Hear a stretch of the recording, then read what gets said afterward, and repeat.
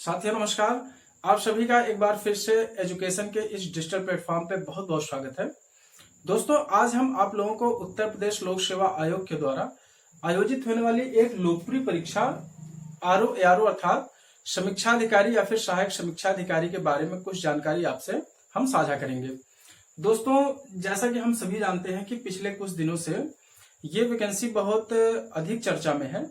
हमने पिछले दिनों कुछ पेपर में भी देखा कि इसकी वैकेंसी जो है बहुत जल्द आने वाली है और कुछ डिजिटल माध्यम अर्थात सोशल मीडिया के माध्यम से भी हमको ये जानकारी मिल रही है कि इस परीक्षा का विज्ञापन जो है बहुत जल्द आने वाला है। तो फ्रेंड्स, आज हम इस परीक्षा के बारे में आपको सारी जानकारी हम प्रदान करेंगे। सबसे पहले हम इसमें देखेंगे कि इसकी एज क्या होती है। इसके बाद हम इसके क्वालिफिकेशन पे कुछ चर्चा करेंगे और फिर सबसे अंत में हम इसके सिलेबस पे भी एक विस्तृत चर्चा करेंगे और अंत में हम ये भी देखेंगे कि आखिर हम कौन सी स्ट्रेटजी अपनाएं, कौन सी रणनीति को फॉलो करें, कौन सी किताबों को पढ़ें जिससे कि हम इस परीक्षा को आसानी से क्वालिफाई कर सकें। तो ठीक है फ्रेंड्स, आइए हम शुरू करते हैं। दोस्तों, आगे बढ़ने से पहले अगर आपने इस चैनल को अभी तक सब्सक्राइब नहीं किया है तो प्लीज इस चैनल को आप सब्सक्राइब कर लीजिए और अपने दोस्तों को भी ये शेयर कर दीजिए ताकि उनको भी इसकी जानकारी उनको मिल सके। तो ठीक है फ्रेंड्स, आइए हम शुरू करते हैं। दोस्तों, अगर हम आरओ एआरओ 2022-23 के आने वाले नोटिफिकेशन के एज के बारे में बात करें तो फ्रेंड्स, जैसा कि एज हम सभी को पता है कि जो पहले से है इसमें देखिए 3 कैटेगरी होती है। एक जैसे जो जनरल कैंडिडेट है उसके लिए तो 40 साल है अर्थात 18 वर्ष से 40 वर्ष तक जो है कैंडिडेट जो है वो इसका फॉर्म भर सकते हैं। इसके बाद अगर हम बीसी कैंडिडेट अर्थात ओबीसी की बात करें तो इसमें जो है इस 40 साल में 3 वर्ष की छूट इनको मिल जाती है। और उसके बाद अगर हम एससी की बात करें तो एससी को जो है इसमें 5 वर्ष की छूट मिल जाती है।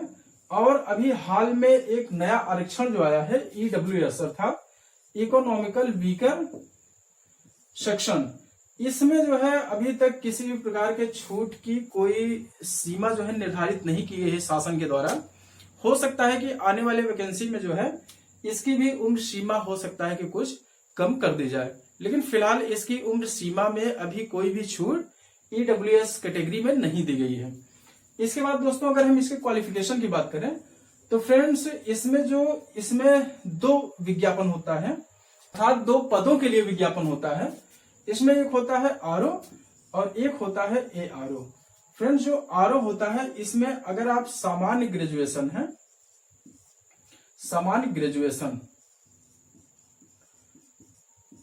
ग्रेजुएशन का मतलब होता है कि जो हमने बीए बीएससी या फिर किसी भी सब्जेक्ट से अगर हमने ग्रेजुएशन डिग्री को कंप्लीट किया है तो हम जो है इस एग्जाम को अप्लाई करने के लिए एलिजिबल हो जाते हैं।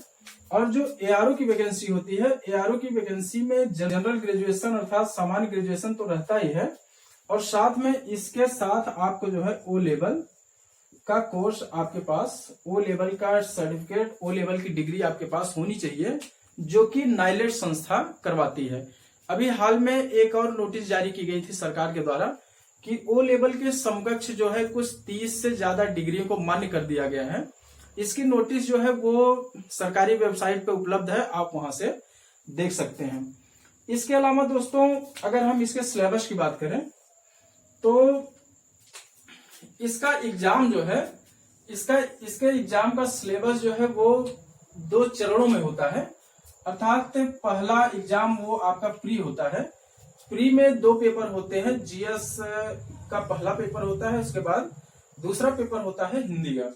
दोस्तों, जो जीएस का पेपर होता है वो 140 अंकों का होता है और हिंदी का पेपर आपका 60 अंकों का होता है। दोस्तों, इसके बाद अगर हम मेंस एग्जाम की बात करें तो मेंस एग्जाम में दोस्तों 3 पेपर होते हैं, पेपर फर्स्ट, पेपर सेकंड और पेपर थर्ड। जो पेपर फर्स्ट होता है वो जीएस का होता है और जीएस आपका सब्जेक्टिव ही होता है, ठीक उसी प्रकार से जैसा कि प्री का पेपर फर्स्ट होता है। अंतर केवल इतना होता है कि प्री का एग्जाम जो होता है उसका जीएस 140 नंबर का होता है, जबकि ये जीएस जो है वो आपका 120 नंबर का होता है। लेकिन दोनों जो है वो ऑब्जेक्टिव ही होते हैं। इसके बाद जो दूसरा पेपर होता है वो हिंदी का होता है, और ये हिंदी आपके दो भागों में होती है। एक आपका सब्जेक्टिव होता है, सब्जेक्टिव, और एक आपका होता है ऑब्जेक्टिव। दोस्तों सब्जेक्टिव जो है वो आपका 100 नंबर का होता है, जबकि ऑब्जेक्टिव आपका वो 60 नंबर का होता है। और इसके बाद जो आपका पेपर थर्ड होता है वो निबंध का होता है। इसमें 120 नंबर का निबंध होता है, और इसमें 3 निबंध लिखने के लिए आते हैं अलग अलग क्षेत्रों से, ये हम आपको आगे बताएंगे। और एक एक निबंध जो है वो 40 नंबर का होता है। 40 अंक के 3 निबंध इसमें लिखने के लिए आते हैं। तो दोस्तों हमने ये देखा कि इसका जो एग्जाम का पैटर्न है, एग्जाम का पैटर्न वो 2 भागों में डिवाइड होता है। एक होता है प्री एग्जाम और एक होता है मेंस एग्जाम। प्री एग्जाम में 2 पेपर होते हैं। पेपर फर्स्ट जीएस होता है, पेपर सेकंड हिंदी होता है, और ये टोटल जो है वो 200 अंकों का होता है। और इस प्री एग्जाम में जो क्वालिफाई होता है वही मेंस एग्जाम के एलिजिबल होता है, मेंस एग्जाम के लिए एलिजिबल होता है। और मेंस एग्जाम में मैंने आपको बताया कि इसमें 3 पेपर होते हैं, फर्स्ट, सेकंड और थर्ड। फर्स्ट पेपर जीएस का होता है, दूसरा हिंदी का होता है। हिंदी के 2 भाग होते हैं, एक सब्जेक्टिव होता है, एक ऑब्जेक्टिव होता है। सब्जेक्टिव वो 100 अंकों का होता है और ऑब्जेक्टिव 60 अंकों का होता है। और तीसरा मैंने बताया कि ये आपका निबंध लिखने के लिए आता है, अर्थात एसे लिखने के लिए आता है। तो फ्रेंड्स आइए हम देख लेते हैं कि इसके प्री के सिलेबस में कौन कौन सी चीजें हमको पढ़नी है। तो फ्रेंड्स अगर हम समीक्षा अधिकारी के पेपर फर्स्ट अर्थात जीएस की बात करें, तो इसमें आपका जो सबसे पहला टॉपिक होता है जो आपके सिलेबस में दिया गया है वो होता है आपका सामान्य विज्ञान। सामान्य विज्ञान से यहाँ पे बहुत ही जनरल क्वेश्चन पूछे जाते हैं, जो कि अगर आप लूसेंट का जो सामान्य विज्ञान आता है अगर आप उसको पढ़ लेंगे तो उससे आपका ये टॉपिक कवर हो जाएगा। प्लस आपको पिछले सालों के प्रश्न पत्रों का अध्ययन करना होगा, जो कि घटना चक्र की पूर्वावलोकन आती है, उससे आप कर सकते हैं। दूसरा भाग दोस्तों वो होता है इतिहास का। इतिहास में इसमें 3 भाग पूछे जाते हैं आपका। प्राचीन भी पूछा जाता है, मध्यकालीन और आधुनिक भारत से भी क्वेश्चन पूछे जाते हैं। इसके बाद दोस्तों जो तीसरा टॉपिक होता है वो भारतीय राष्ट्रीय आंदोलन होता है। भारतीय राष्ट्रीय आंदोलन ये टॉपिक जो है वो कांग्रेस के गठन से लेके अर्थात 1885 से लेके भारत की आजादी तक 1947 तक, इस बीच के क्वेश्चन यहाँ पे काफी संख्या में पूछे जाते हैं, और इसका इंपॉर्टेंस भी बहुत होता है इस एग्जाम में। यहाँ से क्वेश्चन आपको काफी संख्या में मिल जाएंगे। इसके बाद दोस्तों जो हमारे सिलेबस का चौथा टॉपिक है वो है आपका राज्य व्यवस्था अर्थात पॉलिटी, इकोनॉमिक और संस्कृति। भारत की संस्कृति से भी क्वेश्चन यहाँ पे पूछे जाते हैं। इसके बाद दोस्तों जो 5वां टॉपिक है वो है आपका कृषि, वाणिज्य एवं व्यापार। ये केवल भारत के परिप्रेक्ष्य में होता है, अर्थात भारत के परिप्रेक्ष्य में आपको कृषि, वाणिज्य और व्यापार का अध्ययन करना होगा, जहां से क्वेश्चन पूछे जाते हैं। इसके बाद जो 6वां टॉपिक है वो है आपका जनसंख्या, पर्यावरण और नगरीकरण।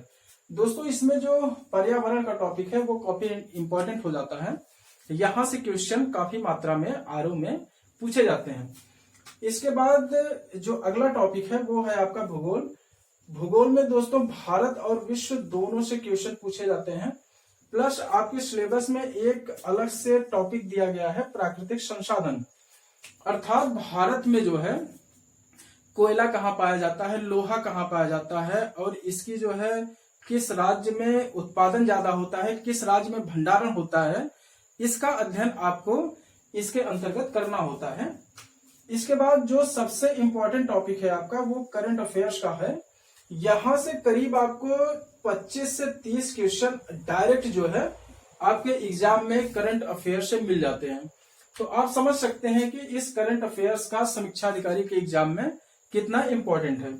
इसके बाद जो अगला टॉपिक है वो है आपका रीजनिंग अर्थात जो सामान्य बौद्धिक क्षमता जिसको कि हम कहते हैं, यहां से भी क्वेश्चन आपके पूछे जाते हैं। हालांकि ये ज्यादा नहीं होते हैं, 5 से 10 क्वेश्चन यहां से पूछे जाते हैं। इसके बाद अगला जो इंपॉर्टेंट टॉपिक है वो है यूपी स्पेशल।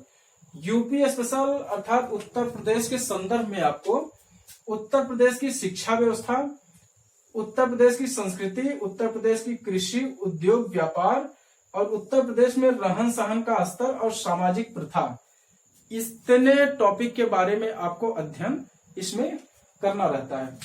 इसके बाद दोस्तों जो दूसरा पेपर होता है, अर्थात जो हिंदी का पेपर होता है, हिंदी के पेपर में कुल 6 टॉपिक से 60 क्वेश्चन पूछे जाते हैं। पेपर सेकंड, जो आपका पेपर सेकंड होता है ये कुल 60 अंकों का होता है और इसमें कुल 6 टॉपिक से ही क्वेश्चन पूछे जाते हैं। 6 टॉपिक के बाहर क्वेश्चन यहां से नहीं आते हैं। जो आपका पहला टॉपिक होता है वो होता है विलोम। विलोम से कुल 10 क्वेश्चन पूछे जाते हैं। दूसरा जो टॉपिक है आपका वाक्य शुद्धि, वाक्य शुद्धि एवं वर्तनी शुद्धि, यहां से भी 10 क्वेश्चन पूछे जाते हैं। तीसरा जो टॉपिक है आपका वो है पर्यायवाची का। पर्यायवाची से भी कुल 10 क्वेश्चन ही पूछे जाते हैं, पर्यायवाची। इसके बाद जो आपका अगला टॉपिक है वो है आपका तद्भव तत्सम, तद्भव तत्सम, यहां से भी कुल 10 क्वेश्चन पूछे जाते हैं। और पांचवा जो टॉपिक है आपका वो है विशेषण एवं विशेष्य, विशेषण विशेष्य, यहां से भी 10 क्वेश्चन पूछे जाते हैं। इसके बाद जो आपका लास्ट टॉपिक है वो है अनेक शब्दों के लिए एक शब्द, अनेक शब्दों के लिए एक शब्द, यहां से भी 10 क्वेश्चन पूछे जाते हैं।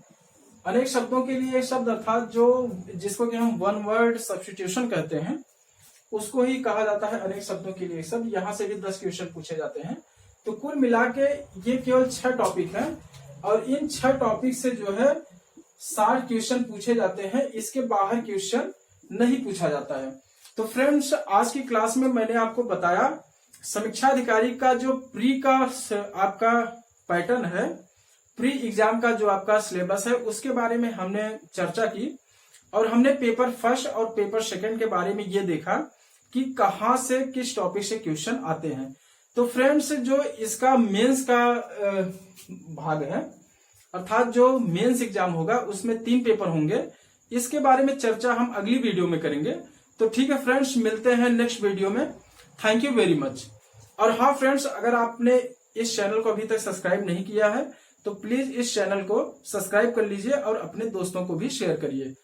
एक बार फिर से आपको थैंक यू वेरी मच।